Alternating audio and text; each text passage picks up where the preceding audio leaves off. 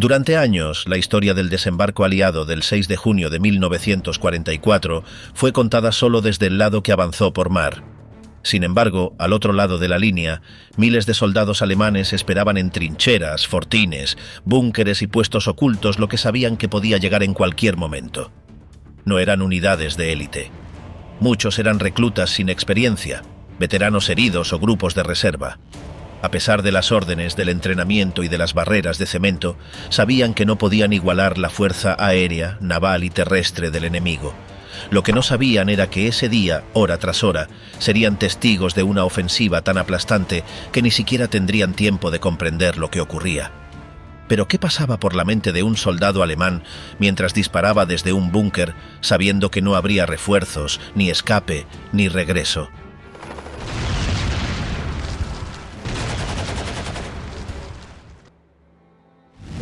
En la costa occidental de Francia, miles de soldados alemanes estaban repartidos en una red de posiciones defensivas que se extendía desde el norte hasta el sur, conocida como el Muro del Atlántico.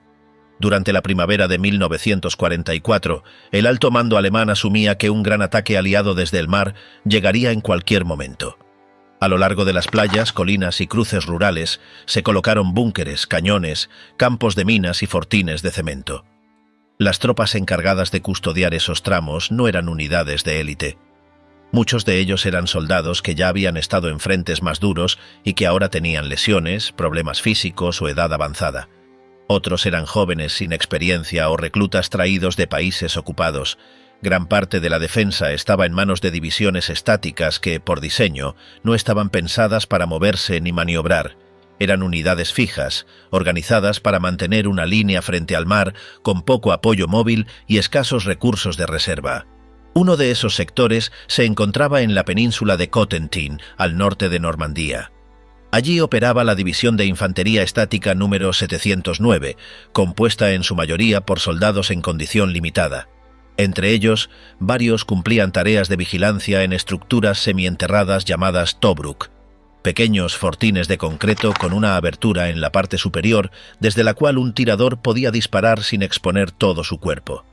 Eran posiciones básicas, reforzadas con tierra y ocultas entre la vegetación o cerca de viviendas requisadas.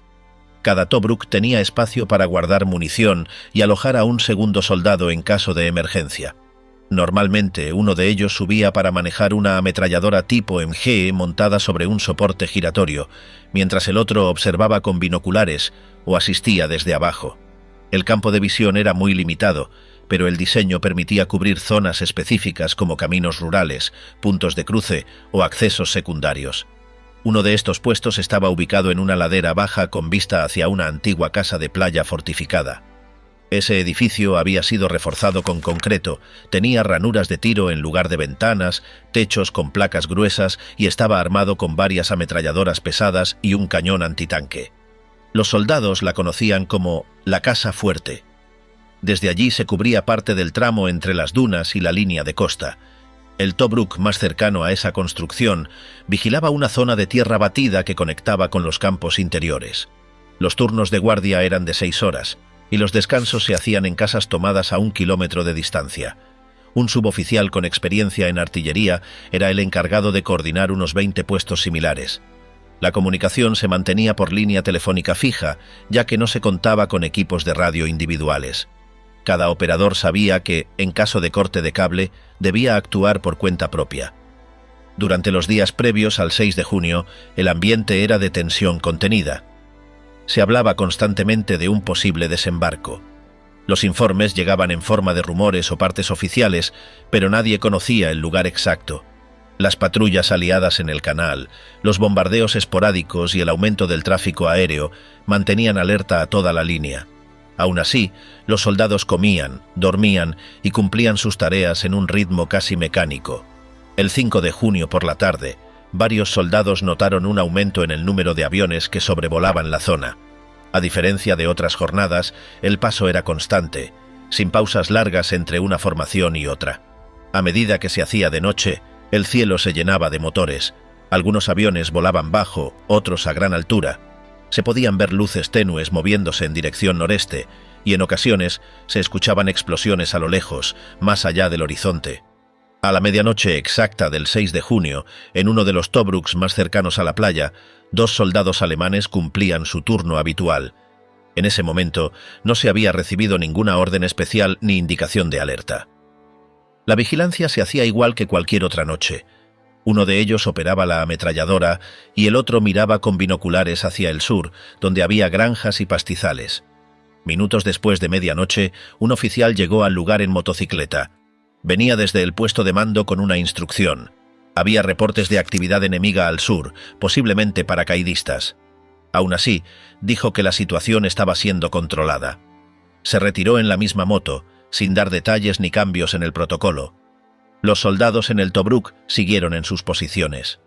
Poco después, el cielo se iluminó brevemente por el paso de varios aviones con 2 motores. Eran aviones de transporte que los soldados identificaron por el ruido y el perfil. Cada uno llevaba bandas pintadas en blanco y negro en las alas.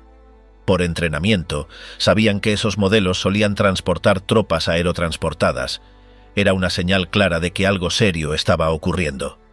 Desde el interior del Tobruk se escuchaban disparos intermitentes hacia el interior del país. Algunos eran cortos, otros más prolongados. El teléfono dejó de funcionar sin previo aviso. El cable, probablemente, había sido cortado por una bomba o por el paso de un vehículo enemigo. Sin contacto con el mando y sin información adicional, los soldados permanecieron en silencio, observando. Al comenzar a amanecer, la visibilidad mejoró. Desde la abertura del Tobruk, uno de los operadores vio animales corriendo por el campo. Varios habían salido del establo de una granja cercana, asustados. Un caballo apareció con sangre en el lomo. Detrás, una vaca caminaba con las patas quemadas. Se oían gritos lejanos, probablemente de otros soldados dispersos. El aire olía a tierra removida y humo. De repente, un proyectil impactó entre el Tobruk y la casa fortificada. Fue un disparo preciso, proveniente del mar. El sonido había sido distinto al de una bomba aérea. El temblor movió la estructura de cemento y parte del techo de tierra cayó sobre el compartimento inferior. Ambos soldados se refugiaron abajo hasta que cesaron los golpes. Varios minutos después, cuando el estruendo bajó, uno de ellos subió para asomarse con precaución. Desde la rendija, pudo ver que parte del terreno había sido levantado por el impacto. Algunos árboles estaban caídos y un pedazo del techo de la casa reforzada se había roto. Al fondo, cerca de la costa, se veían sombras que se movían. No era claro si eran tropas enemigas o formas causadas por el humo. Otro disparo golpeó más cerca. El sonido agudo previo al impacto volvía una y otra vez. Las explosiones continuaron durante unos 20 minutos. Los proyectiles caían a intervalos irregulares. Algunos eran seguidos por otros de menor tamaño. La estructura del Tobruk resistía, pero comenzaban a notarse grietas en las paredes. El calor dentro del compartimento subterráneo aumentaba por el encierro y la vibración constante. Cuando hubo un momento de silencio, uno de los soldados volvió a levantar el arma hasta la abertura. No hubo tiempo de reacción. Una vaca herida corría en dirección al puesto. Tenía la piel quemada y sangraba por el costado. Al intentar pasar sobre el Tobruk, cayó cerca de la entrada. El operador disparó una ráfaga corta, no para matarla, sino para impedir que tapara la abertura. Fue el primer disparo del día. El enemigo aún no había aparecido. Las primeras luces del 6 de junio mostraban un panorama roto. La costa frente a Omaha se agitaba por el viento y el humo. Las defensas alemanas estaban parcialmente operativas. Algunos Tobruks seguían en pie, pero muchas líneas de comunicación ya estaban cortadas. Los soldados que ocupaban las posiciones más expuestas no sabían cuántos ataques más podían resistir. Las órdenes ya no llegaban, y cada grupo actuaba por su cuenta. Las explosiones desde el mar no paraban. En una de las posiciones de defensa más cercanas a la playa, un grupo de soldados alemanes permanecía en un nido de concreto reforzado, orientado hacia el este. Tenían una ametralladora MG-42 y un cañón de 47 milímetros. La visibilidad era mala. Había una mezcla de polvo, neblina y humo que tapaba parte del mar. De pronto, a través de la mira, el artillero pudo distinguir las primeras lanchas de desembarco aliadas.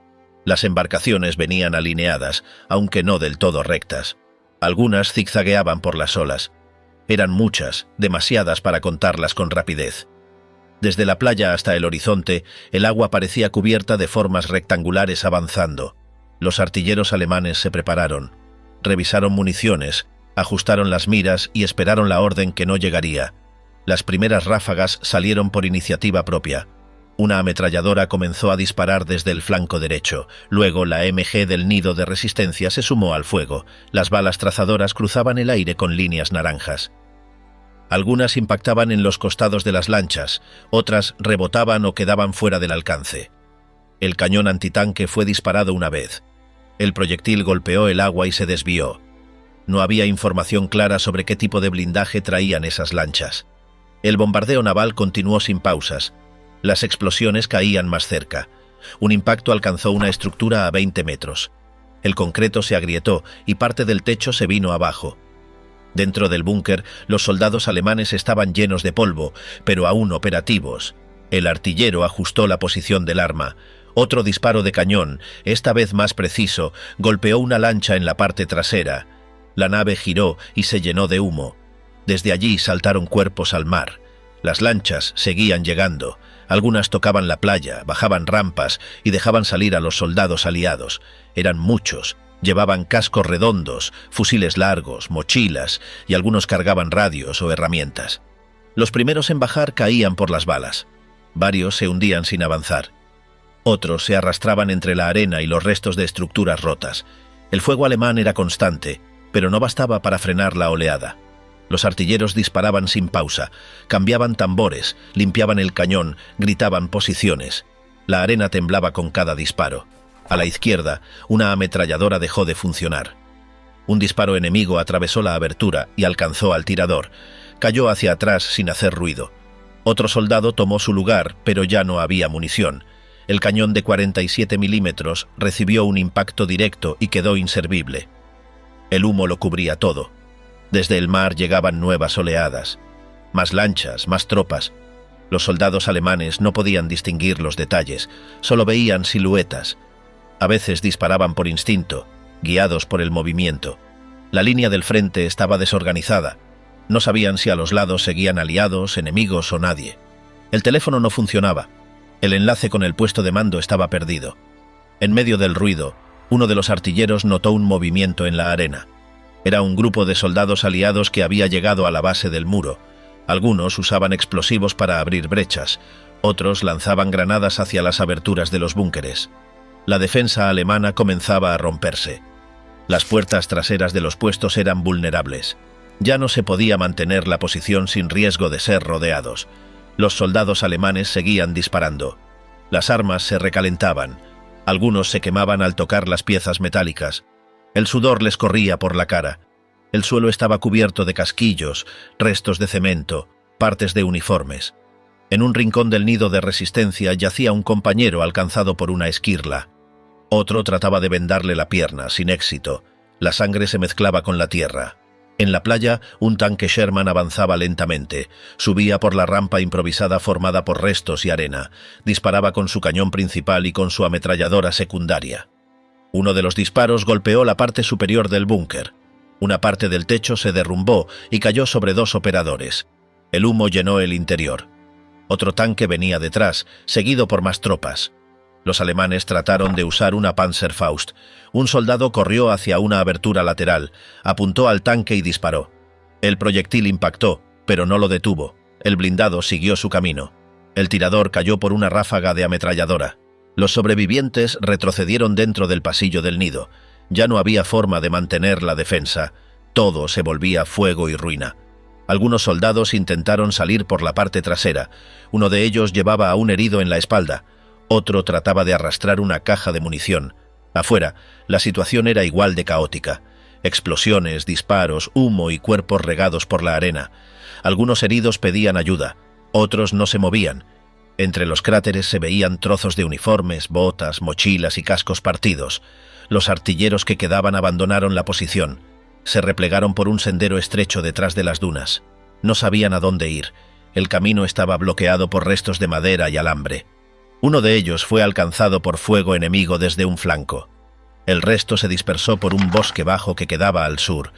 Allí se agruparon con otros sobrevivientes que tampoco tenían contacto con el mando.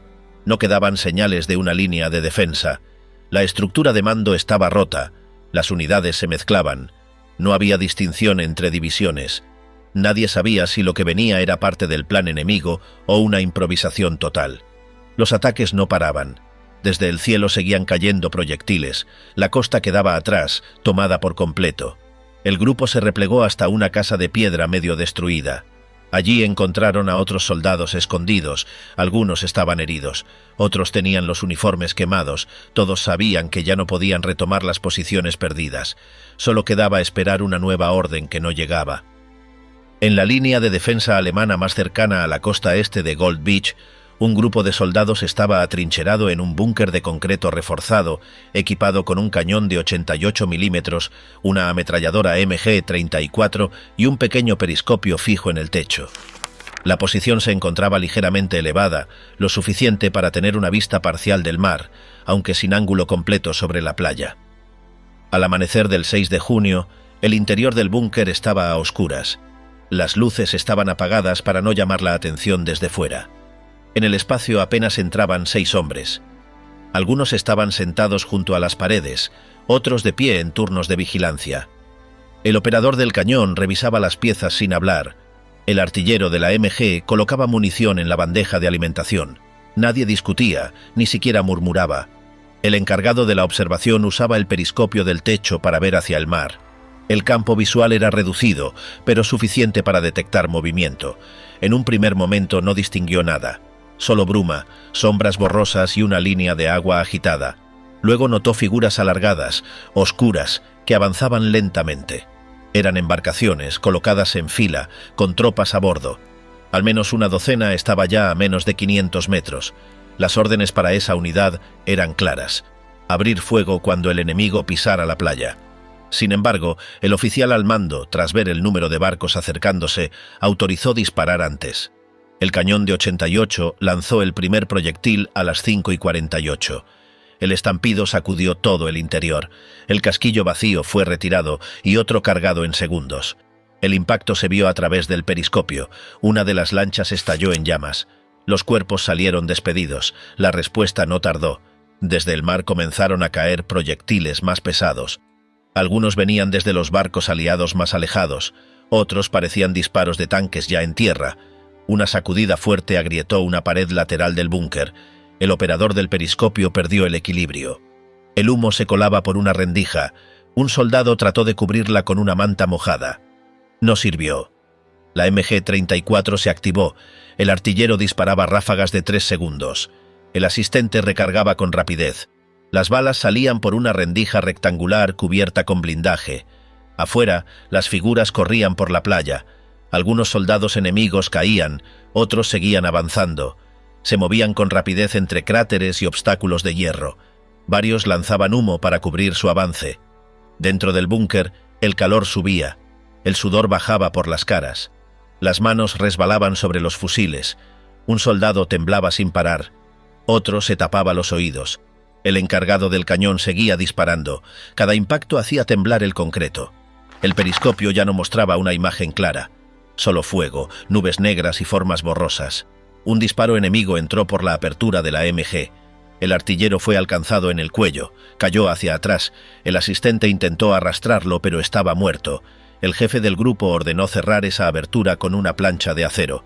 Lo hicieron bajo fuego. La MG quedó fuera de uso. El cañón seguía operativo. Disparó al menos 9 veces más. Una de las ráfagas hizo blanco en un tanque aliado que trataba de subir por un paso improvisado. El blindado giró, pero no se detuvo.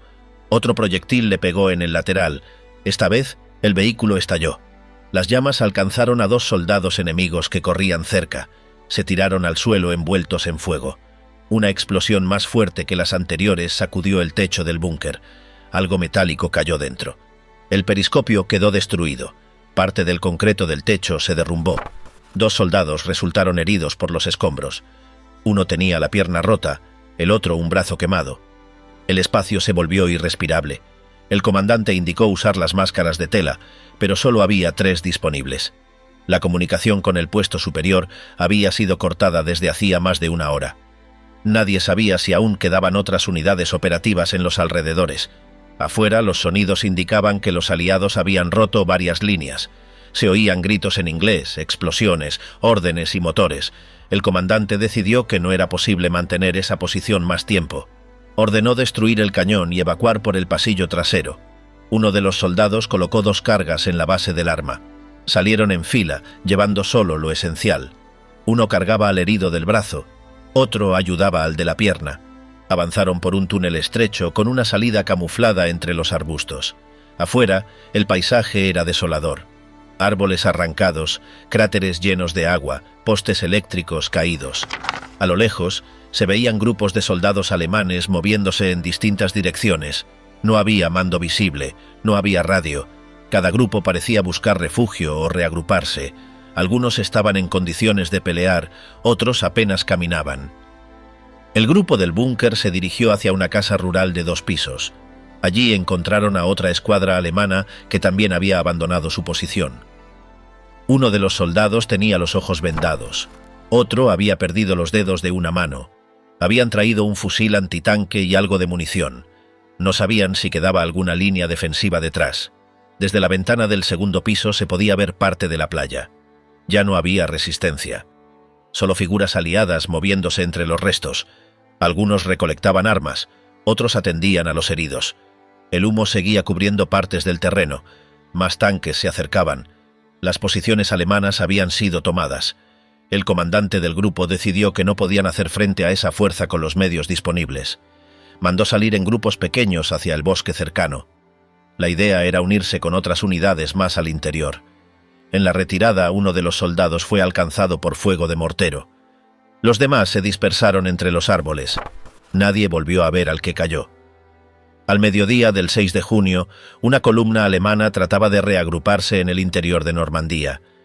Estaba compuesta por vehículos blindados ligeros, camiones de munición, motocicletas y 3 cañones autopropulsados Stug III. Habían sido movilizados desde una zona al sur de Bayeux con la intención de frenar el avance aliado desde la costa. El grupo incluía soldados de distintas unidades, incluyendo infantería, artillería y miembros de una división Panzergrenadier. La carretera estaba rodeada de árboles altos y setos gruesos. Era un camino hundido, típico de la región. Los vehículos se movían con lentitud. Algunos soldados iban a pie por las cunetas. Otros se subían a los laterales de los blindados para ahorrar energía. Nadie hablaba. Había tensión en el ambiente. El cielo seguía cubierto por nubes bajas, pero se escuchaban motores en lo alto. Uno de los Stug 3 iba al frente. Su comandante observaba con prismáticos desde la escotilla superior. El artillero revisaba el cañón de 75 milímetros. El cargador tenía a mano varios proyectiles perforantes. El conductor avanzaba despacio, atento a cualquier señal. La radio interna mantenía comunicación con el segundo vehículo, unos 40 metros detrás. A las 13:10, el grupo fue atacado desde el aire. Un avión aliado de tipo Jabo descendió en picado desde el oeste. Disparó cohetes que impactaron cerca del primer vehículo. El estallido levantó tierra, piedras y restos de ramas. El Stug de vanguardia quedó cubierto de polvo, pero no fue alcanzado. El segundo no tuvo la misma suerte. Uno de los proyectiles dio de lleno en la parte trasera. El blindado se incendió al instante. 2 tripulantes murieron dentro. El resto logró salir, heridos. El tercer vehículo se desvió hacia un campo a la derecha, tratando de salir de la línea de ataque. Se atascó en el lodo. El motor rugía, pero no avanzaba. Sus tripulantes abandonaron la máquina y corrieron hacia un grupo de árboles. Otros soldados se lanzaron cuerpo a tierra. El avión pasó de nuevo y ametralló la columna. Las balas perforaron la carrocería de un camión que transportaba morteros. Hubo una explosión secundaria. Fragmentos de metal salieron disparados en todas direcciones. El comandante del primer Stug ordenó continuar la marcha. Quedaban pocos vehículos en condiciones. Varios camiones fueron abandonados. Un carro de transporte de tropas ardía entre las ramas. Los soldados sobrevivientes se reagruparon detrás del blindado. Avanzaban por el margen del camino, ocultándose lo mejor posible. El suelo estaba lleno de restos, partes de uniformes, casquillos, mochilas rotas y cuerpos. La columna alcanzó una curva protegida por un grupo de graneros de piedra. Allí se detuvieron. El comandante intentó contactar con el cuartel mediante la radio principal. No hubo respuesta. Otro sargento llegó a pie con una sección de tropas que también había perdido su unidad. Traían un lanzacohetes Panzerschreck y munición. Tenían la orden de evitar ser capturados y mantenerse en movimiento. En ese lugar se unieron también soldados de una división SS. Vestían uniformes oscuros y llevaban insignias distintas. No respondieron a las preguntas, solo pidieron dirección y se sumaron al grupo. La mezcla de unidades mostraba el caos. No había estructura. Nadie tenía un mapa completo ni información fiable sobre las posiciones aliadas. Solo sabían que la costa estaba perdida. Desde los graneros, uno de los observadores del Stug 3 identificó un grupo de tanques Sherman avanzando por el camino secundario a 500 metros. Se activó la alarma. El cañón del vehículo fue girado hacia el punto previsto de contacto. El cargador colocó un proyectil perforante. El artillero esperó la señal. Cuando el primer Sherman apareció, disparó. El proyectil golpeó el blindado en el frontal sin penetrarlo. El segundo disparo fue más alto. Rebotó en la torreta.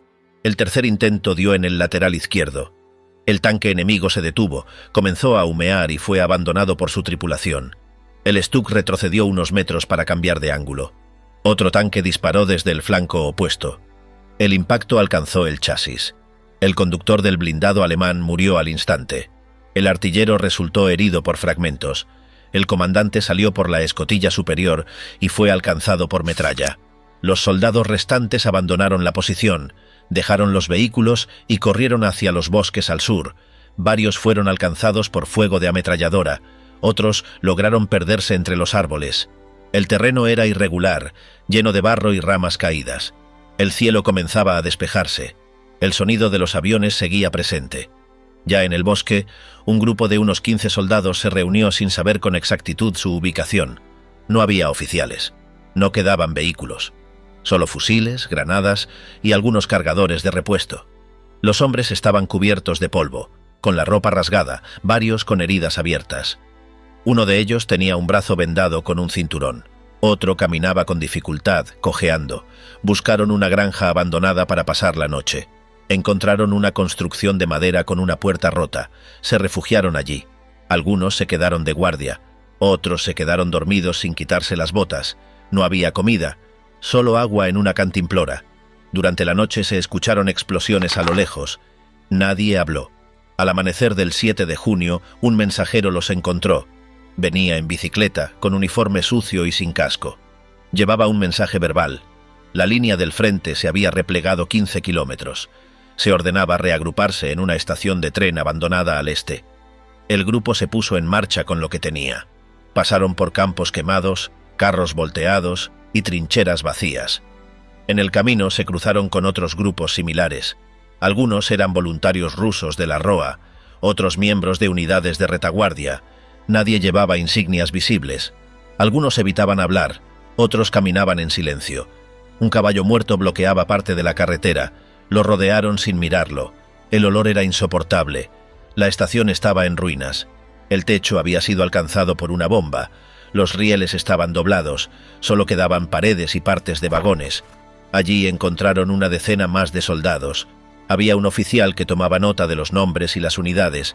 No había castigo ni preguntas, solo instrucciones básicas: seguir vivos, mantenerse en movimiento, no caer en manos del enemigo.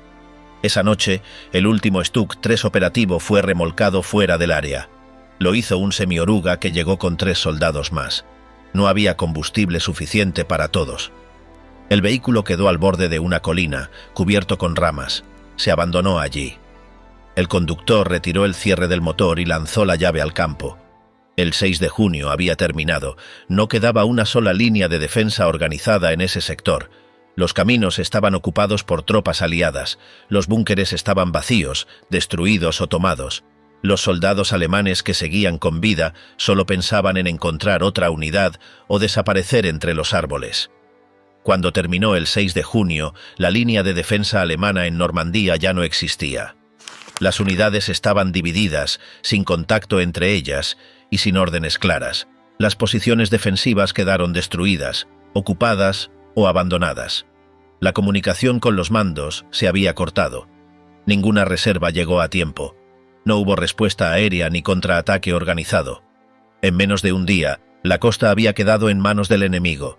Los que sobrevivieron solo pensaban en moverse hacia el interior, evitar ser rodeados o encontrar a otros grupos.